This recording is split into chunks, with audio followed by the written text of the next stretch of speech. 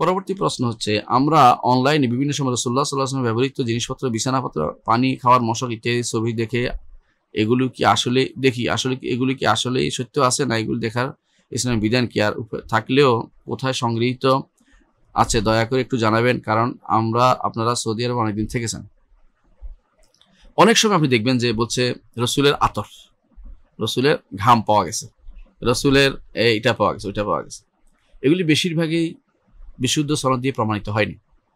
অনেকে বলে রসুলের চুল পাওয়া গেছে, কোথায় পাইলো, কে তার কাছে ওখানে নিয়ে আসলো? ভারতে একটা জায়গা আছে হযরত বাল মসজিদ, হযরত বাল মসজিদের চুল কোত্থেকে আসছে কেউ কোনদিন সনদ দিয়ে দেখাতে পারবে না। এগুলো শুধুমাত্র বলছে একজন, শুনি বলছে, আর এটাকে হুজুগে বাঙালিটা নিয়ে পড়ছে।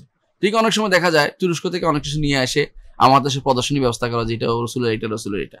আপনি জানেন 1400 বছর কোনো কিছু থাকে না, এগুলো শুধু দাবি। সুতরাং যদি থাকতো আমরা এটা চোখে নিতাম, মাথায় নিতাম, কোনো সন্দেহ নেই এটা বরকতের জিনিস, রাসূলুল্লাহ সাল্লাল্লাহু আলাইহি ওয়াসাল্লাম ব্যবহৃত জিনিস। কিন্তু এগুলো আসলেই প্রমাণিত নয়, যেহেতু প্রমাণিত হতো, প্রমাণিত নয় যদি এগুলো দিয়ে কোনো বরকত নেওয়া কিন্তু শিরিক হয়ে যাবে, কারণ প্রমাণিত জিনিস নয়, এটা আপনি নিতে পারেন না।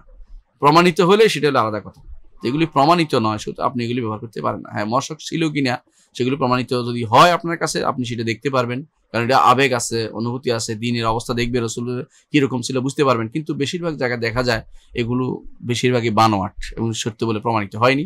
এবং সেই জন্য যেহেতু প্রমাণিত যখন না হবে, যেভাবে হাদিস যেভাবে আপনি প্রমাণ করার জন্য ব্যস্ত হবেন, তেমনি ভাবে এগুলি প্রমাণ করবেন। কারণ মিথ্যুক লোকের অভাব নেই। কিছুদিন আগে দেখলাম এক লোকে মিথ্যুক, সে নিজেও মিথ্যুক, আল্লাহ তার থেকে আনছে, সেও মিথ্যুক, তারা নিয়ে আসছে আতর, রসুলের ঘাম ব্যবহার করছে। 1400 বছর একটা ঘাম থাকবে, আপনি কি কোন পাগল বলবে? তাছাড়া সে আবার দেখাচ্ছে মানুষকে এটাকে সুগ্রাণ নেওয়ার জন্য ব্যবস্থাপনা করতেছে। চিন্তা করেন যে ইউরোপে গেল কি করে, এটা কোনো মুসলিম দেশে নাই, ইউরোপে গেছে, ইউরোপ থেকে এক বেটা নিয়ে আসছে এটা, আর এটা প্রচার করে বেড়াচ্ছে রসুলের ঘাম পাওয়া গেছে। আসলে কিছু মানুষ আছে এই জাতীয় জিনিস দিয়ে, ভেলকি দিয়ে, কিছু জিনিস দিয়ে মানুষকে আকৃষ্ট করতে চায়। হঠাৎ করে কিছু একটা না করলে নতুন, তাহলে তাদের কাছে ভালো লাগে না। এই জাতীয় কাজগুলো থেকে আমরা বিরত থাকি, এগুলো থেকে দিনের অংশ নয়। মনে রাখবেন, রাসূলুল্লাহ সাল্লাল্লাহু আলাইহি ওয়াসাল্লাম যদি ঘাম পাইতাম আমরা নিজস্ব গায়ে লাগাইতাম, এটা অবশ্যই সত্য, কোনো সন্দেহ নেই, কারণ এটা অবশ্যই রাসূলুল্লাহ সাল্লাল্লাহু আলাইহি ওয়াসাল্লাম থেকে বরকত আমরা নিয়ে আমরা মনে করি না, এবং সাহাবায়ে কেরাম নিয়েছেন। কিন্তু সমস্যা হচ্ছে এটা যে এইটা যদি কোনো প্রমাণিত না হয়, তাহলে আপনি কিন্তু এটা গুনার কাজ করতেছেন। এই জন্য যেহেতু সন্দেহের জায়গা, এখানে আমরা কাজগুলি করবো না, এগুলি থেকে দূরে থাকবো। আশা করি বিষয়টি বুঝছেন।